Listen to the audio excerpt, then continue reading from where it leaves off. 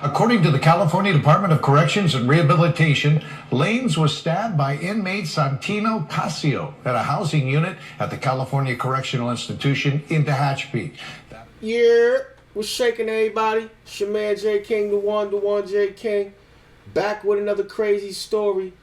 So yo, I'm sure as a lot of you guys have heard, if you haven't heard, Tory Lanez was unfortunately attacked in prison while serving his 10-year sentence for the alleged pow-powing of Meg Thee Stallion.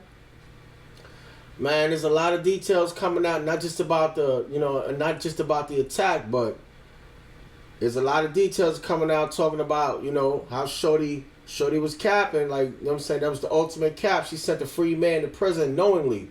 Like, you know what I mean? This wasn't no mistake, nothing. Like, she allegedly, she possibly sent a free man to jail, to prison, you know what I mean? Like, knowingly. So, let's see what they talking about. Don't forget to like and subscribe. See you guys on the other side. Not long ago, Unite the People was approached by a gentleman named Bradley James.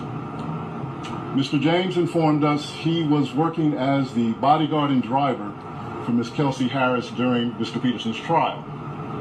As such, he was in close proximity and he had privy to conversations she was having with her husband and others.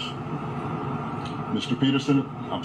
James informed us he was not under a non-disclosure agreement or a confidentiality agreement and was free to speak with Unite the People, and that he was doing it because his conscience would not let him not speak and leave a man in prison for something he did not do.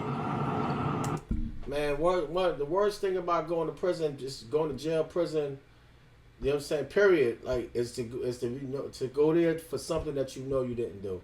That's the worst feeling in the freaking world. Like, yo, like, you can accept when you sitting in prison for something that you did, you can accept it. Like, you know what I mean, it got me. It's easy to accept. You don't like your circumstances, but it's easy to accept. But when you sitting there for something that like, you just did not do. Like, you're really not guilty. You're really innocent of these charges. That really stings. Mr. James informed Unite the People that he was a witness to the conversation Miss Harris had, where she stated she had the gun, she fired it 3 times, Mr. Peterson grabbed her arm and knocked it down, and the gun fired 2 more times. In essence, Mr. Peterson never shot anybody, never even touched that gun, never fired the gun. This statement aligns with the statement of the only non-party witness to the case, Mr. Sean Kelly, who at trial testified he saw 2 women fighting, 2 men break up the fight, 1 man grabbed the other one's arm. Gunshots came from the passenger side. The passenger side is where Miss Harris was sitting. This further iterates that Mr. Peterson did not shoot Miss Pete, did not shoot at Miss Pete, or did not assault Miss Pete. I wonder if this is this his original defense team? Like, are these the original defense lawyers that defended him during his trial? Somebody let me know. It's just another irregularity in a list of irregularities in this case. For example, there were 3 potential suspects in the car that night, and yet the only DNA sample was taken of Mr. Peterson, even though unknown DNA was found on the gun. Why wasn't Miss Harris's DNA taken? Or was it taken and the information simply never given to the defense? Why wasn't the driver of the car, Mr. Jaquan Smith's DNA taken? Or was it taken and again, simply not given to the defense? Sense to me many issues in this case, and I was shocked by the lack of interest from the media to ask very simple questions. There were multiple people with gunshot residue on their hands that night. Why didn't all individuals have the residue tested, their DNA tested on the weapon? I'm sorry, let me just get this out the way before I forget.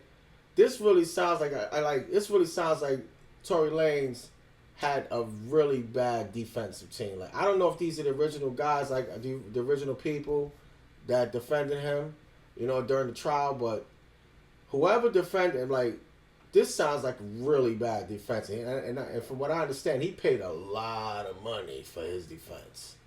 That's a legitimate question. According to the prosecution, Tory was excluded from the clip of the gun, and according to Tory's defense team, they said DNA analysis showed that there was a 0.01% chance that Tory touched the actual gun itself.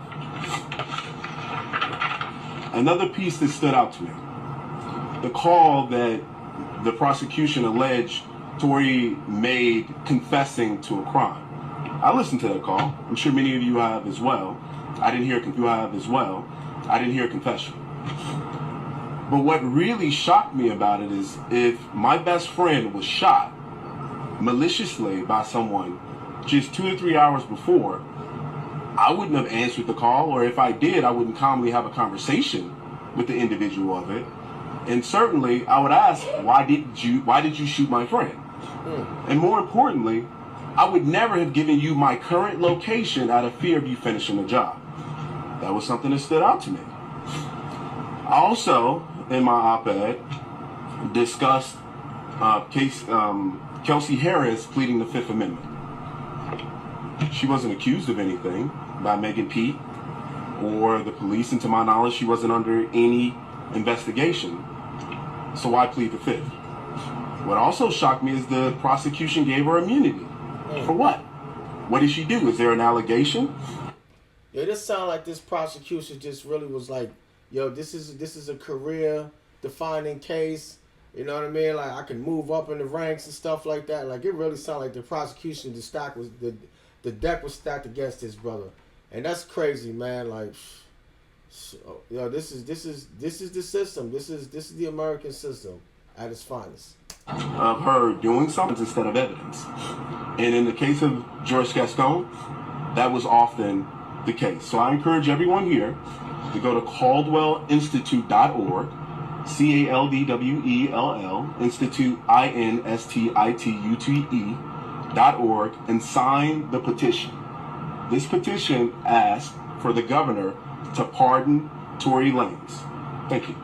According to the California Department of Corrections and Rehabilitation, Lanez was stabbed by inmate Santino Casio at a housing unit at the California Correctional Institution in Tehachapi. That attack happened early yesterday morning. An Instagram post from Lanez's account says he was stabbed 14 times in that attack, causing both of his lungs to collapse. The post goes on to say he's now breathing normally and is in good spirits. The former rapper was sentenced to 10 years in prison back in 2023 after shooting fellow hip-hop star Megan Thee Stallion at a house party in Los Angeles. Casio was serving a life sentence in prison after being convicted of second-degree murder in 2004. First of all,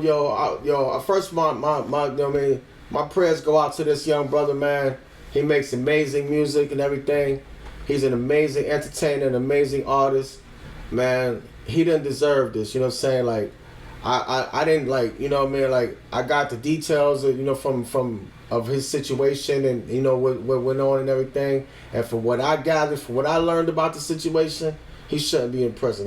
He's not the one who shot her. I mean, the details and the information is out there. This is absolutely sad. This is crazy. Like, and this is for all you cats, for all you young brothers out there that want to go to prison so bad, you want to crash shot, you want to be on demon time, you want to unalive people and groups of people and run up in schools and all kinds of that.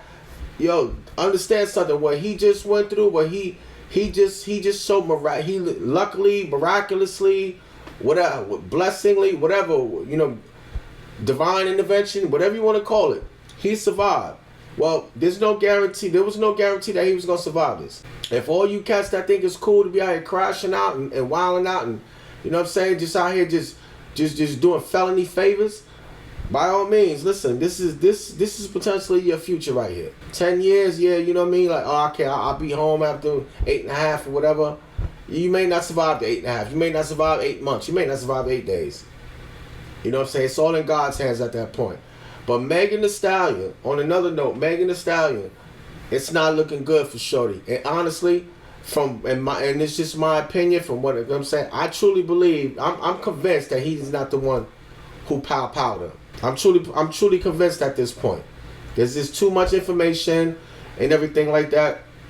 Everybody, you know, reserves their own judgment and everything like that. That's fine.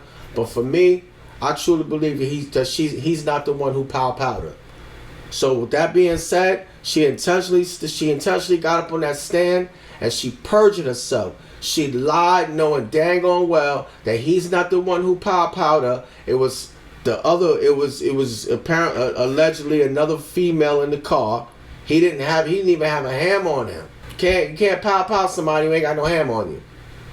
That's first off. But Megan Thee Stallion, I'm gonna reserve some things for her on a later video when more details and everything come out. But she dirty. She's a dirt. That's some dirty shit she did. I ain't gonna hold you. Like, I'm trying not to curse, but that was very dirty what she did, and she knows she's dirty for what she did. But it's okay though. Karma's a mother. It's gonna come back and bite her in the ass. I truly believe it will. But you gonna get yours though, shorty. You gonna learn. You gonna FOFA, baby. You do people dirty. You do dirt, you get dirt. Trust me. You know what I'm saying? Karma, baby. You do dirt, you get dirt. But yo, shouts out to Tory Lanez. Yo, speedy recovery, brother. Hope that you get home soon. You know what I'm saying? Get back on top where you was at, doing your thing. Yo, I'm J King the One. I see y'all in the next video. One.